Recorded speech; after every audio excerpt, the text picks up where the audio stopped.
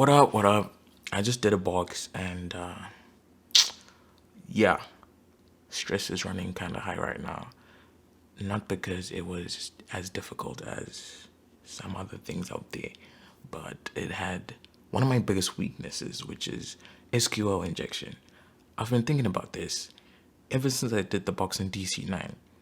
And I used SQL map for that because I didn't know it could be exploited manually. I didn't think it could. It looked so complex. And then I recently ran into Ipsec's video on DC9. I was like, oh, you can do that. Since Ipsec did a video on it, that means it can probably be done manually, right? So I watched the video, 1 hour 46 minutes. And about 15 minutes of that is him going through the SQL, right? The SQL injection, which is crazy. If it takes Ipsec 15 minutes, me, if it comes in the exam, am I going to pass?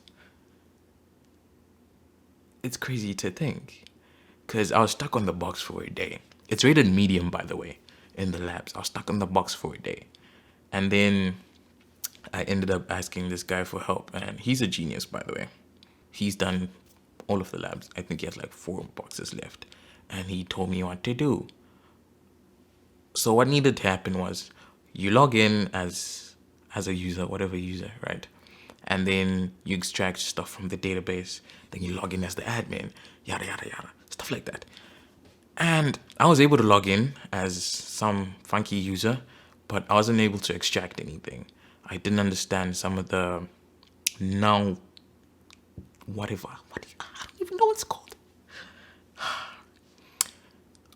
He said that when the number of nulls does not match the number of columns, it breaks. But the thing had like 3 columns and 2 nulls in it. And I was like, what?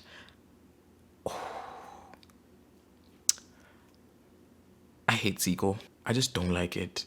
And even though I don't like it, it's something I have to try, learn, and teach myself so that in case it comes in the exam, I'll be able to get through it and at least get a user. But once you use a preface is easy. I think that's the easiest part about this stuff, and hopefully in the exam as well, because getting the foothold it's quite a bit of work. It is a bit of work.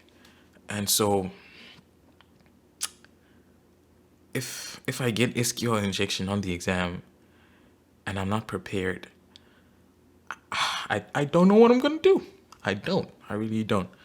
But I'll try to use as many resources as I can to learn Port Swinger.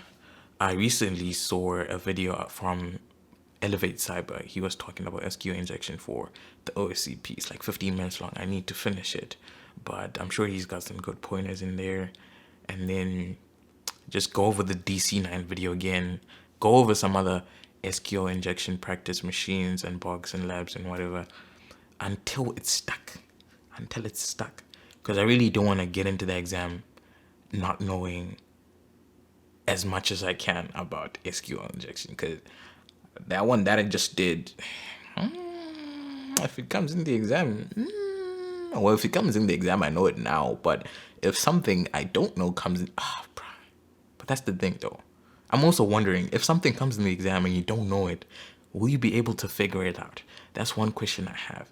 And I think you probably won't at this point. If you've never seen something, you probably won't figure it out during the exam. Unless you're like just tinkering and it breaks and it works and you're like, oh, I didn't know that. But SQL injection. We need to learn SQL injection. Yeah, that's it. I'm gonna go finish my studies.